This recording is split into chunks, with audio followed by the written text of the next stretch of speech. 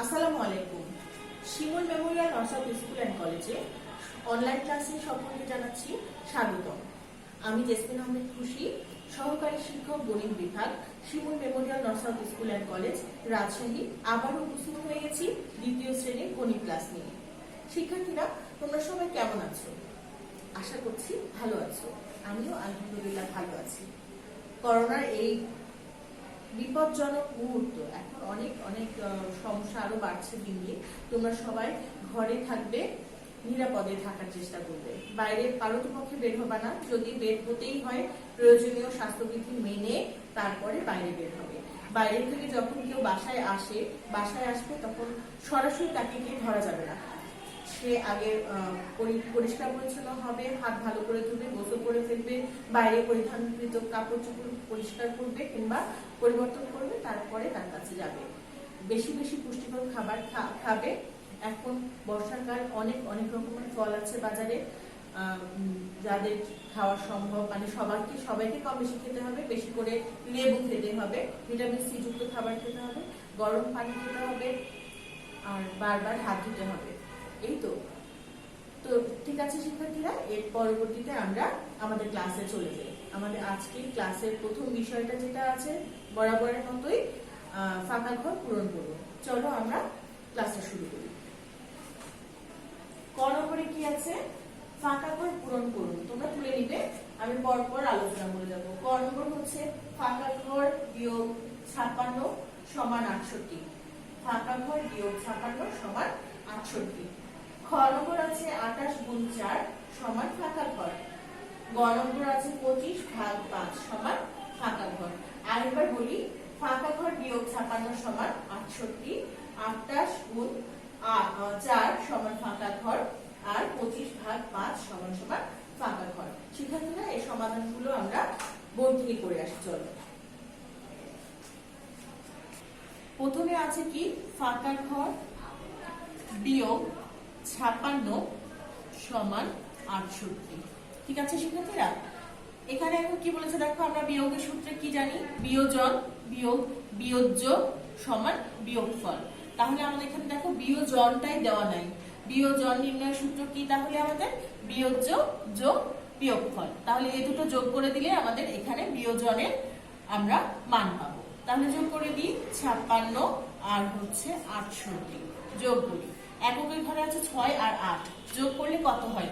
8 এর পর থেকে 6 গুণ 9, 10, 11, 12, 13, 14, 14। 8 আর 6 যোগ করলে কত হয় বাবুরা? 14। তাহলে 14 কত বসবে? এখানে 4 বসবে। হাতে কত থাকলো? 1 থাকলো। 5 আর 6 যোগ করলে হয় কত? 11। আমরা একটু গুণে আসি, 6 এর পর থেকে 5 ঘর গুনি। 7, 8, 9, 10, 11। কত পেয়েছে? 11। আর হাতের 1 আছে, 1 আর 11 যোগ করলে হয় 12। কত পেলাম? 124। ফাঁকা ঘরে বসবে 124। ঠিক আছে শিক্ষার্থীরা, এবার চলো আমরা খ নম্বরে চলে যাই। খ নম্বরে কি আছে বলো? খ নম্বরে ছিল হচ্ছে গুণ কি? 28 গুণ 4 সমান ফাঁকা ঘর, তাই তো? এবার 28 এর সাথে 4 গুণ করতে হবে। 28 আর 4 গুণ করে দাও। 4 8 কত? 32। 8 এর ঘরে নামটা পড়ো, 4 ঘর পর্যন্ত যাও। 8 একে 8, 8 দুগুণে 16, 3 8 24, 4 8 32। 32 এ কত বসবে বলো তো শিক্ষার্থীরা? 2 বসবে। হাতে কত থাকবে? 3 থাকবে। আর 4 দুগুণে 8 আর 3 11। তাহলে কত হলো? 112। ফাঁকা ঘরে কত বসবে? 112। বুঝতে পারছো শিক্ষার্থীরা? আশা করছি বুঝতে পারছো। তুলে নিচ্ছ আমার সাথে সাথে। গ নম্বরে কি আছে আমাদের মনে আছে? গ নম্বরে আছে হচ্ছে ভাগ, একটা ভাগ। 25 ভাগ 5 সমান সমান ফাঁকা ঘর, তাই তো? এবার 5 এর ঘরের নামটা পড়ো। 5 এর ঘরের নামটা পড়লে কত দূর যে 25 যাচ্ছে? 5 এর ঘরের নামটা পড়ো। 5 একে 5, 5 2 10, 3 5 15, 4 5 20, 5 5 25। কত দূর যে পেলাম আমরা? ভাগ 25 কে 5 ঘর পর্যন্ত গেছি। তাহলে আমরা কি ফাঁকা ঘরটা বুঝতে পারলাম শিক্ষার্থীরা? দেখে নাও তোলা হয়েছে কিনা। তোলা হয়ে গিয়ে থাকলে আমরা পরবর্তী নম্বরে চলে যাই। চলো, এবারে চলো আমরা 2 নম্বরে দেখি কি আছে। 2 নম্বরে আছে হচ্ছে নিচে ডিজিট গুলোর স্পেলিং লিখো। লিখুন। স্পেলিং মানে কি বলো তো শিক্ষার্থীরা? স্পেলিং হচ্ছে আমাদের ইংরেজি ডিজিট গুলোর বানান করে লেখা, ইংলিশে বানান করে লেখা। এবার দেখো আজকে কি কি ডিজিট আছে। 92 আছে, 95 আছে, 97 আছে, 98 আছে এন্ড 100 আছে। তাহলে আমরা চলো স্পেলিং গুলো একটু করে ফেলি। NINE 9, TY 90, TWO 2 92। আরেকবার বলি, NINE 9, TY 90, TWO 2 90। এবার আছে 9595, স্পেলিং করি NINE 9, TY 90, FIVE 95। আবার বলি NINE 9, TY 90, FIVE 5 95। এরপরে আছে N97, NINE 9, TY 90, SEVEN 7 97। এবার দেখো শিক্ষার্থীরা আছে হচ্ছে 98, NINE 9, TY 90, EIGHT 98। শিক্ষার্থীরা বুঝতে পারছো? এবার আছে 100, ONE 1, HUN HUN, DRED DRED 100 100। শিক্ষার্থীরা খেয়াল করো, আমাদের প্রত্যেকটা বানানের প্রথম লেটার কিন্তু ক্যাপিটাল লেটার। খেয়াল করেছো কি শিক্ষার্থীরা? আর সেকেন্ড হাফের যে বানানটুকু 92, সেখানে টিটা কিন্তু স্মল লেটারে ব্যবহার করেছি। এখানে 5 এর এস টা স্মল লেটার, 7 এর এস, 8 এর ই, 100 এর এইচ সব কিন্তু স্মল লেটারে ইউজ করেছি। মাঝখানে কি ব্যবহার করেছি খেয়াল করো? হাইফেন ব্যবহার করেছি আমরা এই জিনিসটা খেয়াল করব। ঠিক আছে শিক্ষার্থীরা, পরবর্তী নম্বরে চলে যাই। চলো 3 নম্বরে কি আছে? নিচের সংখ্যাগুলো রোমান রূপে লিখুন। নিচের সংখ্যাগুলো রোমান রূপে লিখুন। এবার দেখো 51, 52, 53, 54 এবং 55 আছে, তাই না? এবার আমরা কি শিখেছি বলো? আমরা শিখেছি, এবার দেখো আমরা কি করেছি, এই 51 থেকে 55 পর্যন্ত, 51 থেকে 55 পর্যন্ত রোমান রূপের সংখ্যাগুলো লিখবো। আমরা কি জানি? আমরা জানি হচ্ছে 50 সমান হচ্ছে L, 50 সমান L। এবার 50 এর পরে কত? 1, 51, 50 এর পরে 51, তাহলে L I মানে 51, L I মানে হচ্ছে 51। এরপরে হচ্ছে 52, L ডাবল I, 52 মানে কি? L double I। আমার সাথে একবার বলো, 52 মানে কি? L double I। এরপরে 53, 53 আছে কি? L triple I। 53 এর রোমান রূপ কি?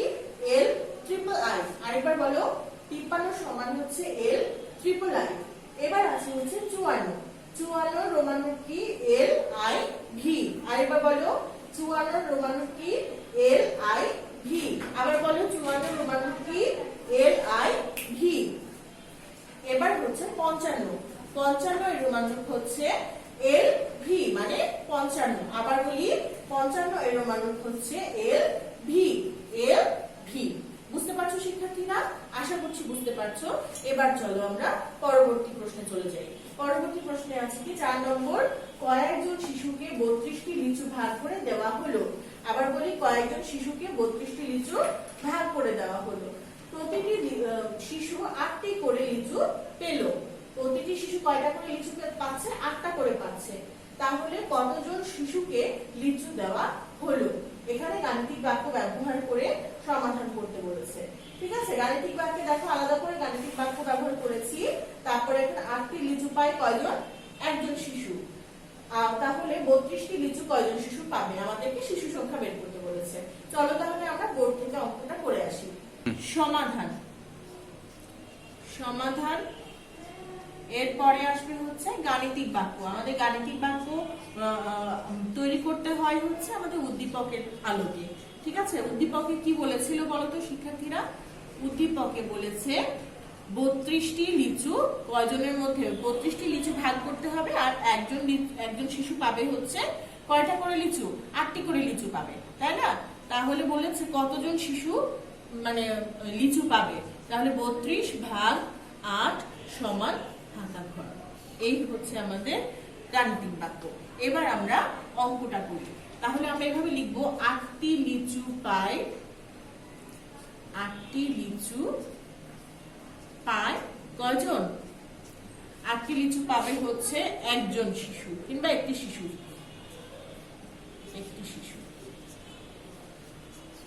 ঠিক আছে, অতএব 32টি লিচু পায় সমান 32 ভাগ 8 এতটি লিচু। ঠিক আছে, এবার দেখো শিক্ষার্থীরা, এবার আমরা কত ঘরের নামটা পড়বো বলো তো বাবুরা? আমরা পড়বো হচ্ছে 8 ঘরের নামটা। 8 ঘরের নামটা পড়ো। 32 কত দূর যে পাচ্ছ, 8 একে 8, 8 2 16, 3 8 24, 8 4 32। তাহলে কত দূর যে পেলাম? 4 ঘর যে পেলাম। তাহলে আমাদের শিশু সংখ্যা কয়টা? আমাদের শিশু সংখ্যা হচ্ছে 4টি। 4টি লিচু। উত্তর 4টি লিচু। 4টি শিশু, সরি 4টি শিশু। তাহলে আমাদের দেখো 8টি লিচু পায় হচ্ছে একটি শিশু, 32টি লিচু পায় হচ্ছে 32 ভাগ 8 সমান কয়টি শিশু? 4টি শিশু। উত্তর আমরা আলাদা করে অবশ্যই লিখবো 4টি শিশু। শিক্ষার্থীরা চলো আমরা পরবর্তী প্রশ্নে চলে যাই। এবার দেখো 5 নম্বরে আছে চিত্র সহ সংজ্ঞা দিন মোচক। আমাদের নতুন একটা বিষয় কিন্তু, হ্যাঁ, গতদিন আমরা যতটুকু পড়াশোনা করেছি, আজকে আছে হচ্ছে মোচক, নতুন আইটেম।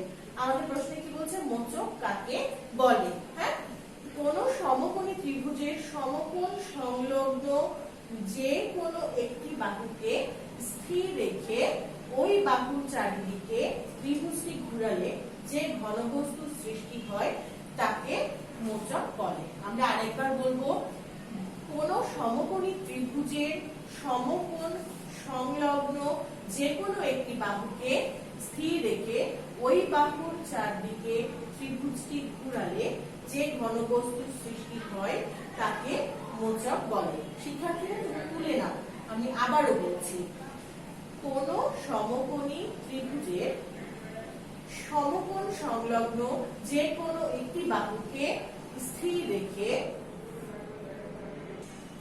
তাহলে আমরা আরেকবার একটু বলে ফেলি, হ্যাঁ, স্থির রেখে মানে যে কোনো একটি বাহুকে স্থির রেখে ওই বাহুর চারদিকে ত্রিভুজটিকে তাকে কি বলে? তাকে বলে হচ্ছে মোচক। আমরা শিক্ষার্থীরা আমরা প্রথম থেকে কি আরেকবার বলবো? একটু লিখে নেওয়ার জন্য বলে নিই, দেখি তো। কোন সমকোণী ত্রিভুজের সমকোণ সংলগ্ন যে কোনো একটি বাহুকে স্থির রেখে ওই বাহুর চারিদিকে ত্রিভুজটিকে ঘুরালে যে ঘনবস্তু সৃষ্টি হয় তাকে মোচক বলে। আমরা দেখো একটা মোচকের চিত্র এঁকেছি, হ্যাঁ, চিত্র এঁকেছি। এখানে কিভাবে আমরা এই চিত্রটা আঁকলাম চলো আমরা একটু বোর্ডে দেখে ফেলি। দেখছো শিক্ষার্থীরা, আমরা এখানে প্রথমে একটা রেখা নিব, এটা ছোট করে একটু নিব, বেশি বড় করে নিব না। তারপরে আমরা যেভাবে সমবাহু ত্রিভুজের করেছিলাম, সমদ্বিবাহু ত্রিভুজের যে সেরকম একটা চাপ নিতে হবে দুই পাশ থেকে, দুই বিন্দু থেকে, হ্যাঁ, দিয়ে তারপরে আঁকতে হবে। দেখো কাটা কম্পাস এখানে বসালাম, বসানোর পরে জাস্ট এখানে একটা চাপ নিব আর এখানে একটা চাপ নিব।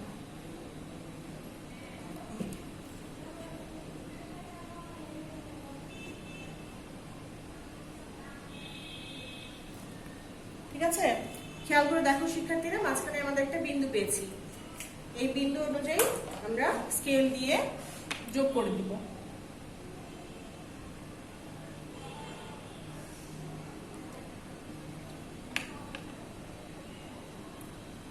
ঠিক আছে, হলো আমাদের কোনকের যা শুধু মোচকের একটা শেপ এসছে। এটুকু আমরা রাবার দিয়ে মুছে দিব, দিয়ে রাউন্ড।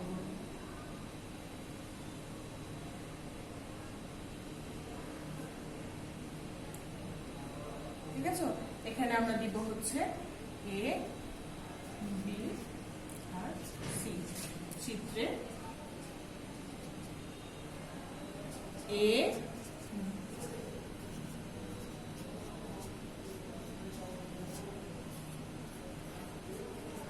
এবিসি একটি মোচক।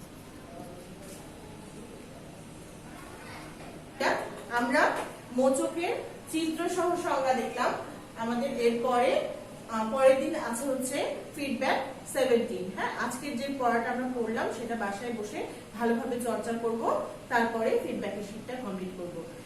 আগামী দিন আবারও ক্লাস নিয়ে হাজির হয়ে যাব। সেই পর্যন্ত তোমরা সবাই ভালো থাকো, সুস্থ থাকো এবং নিরাপদে থাকো, এই কামনা করে আল্লাহ হাফেজ জানাচ্ছি। আসসালামু আলাইকুম।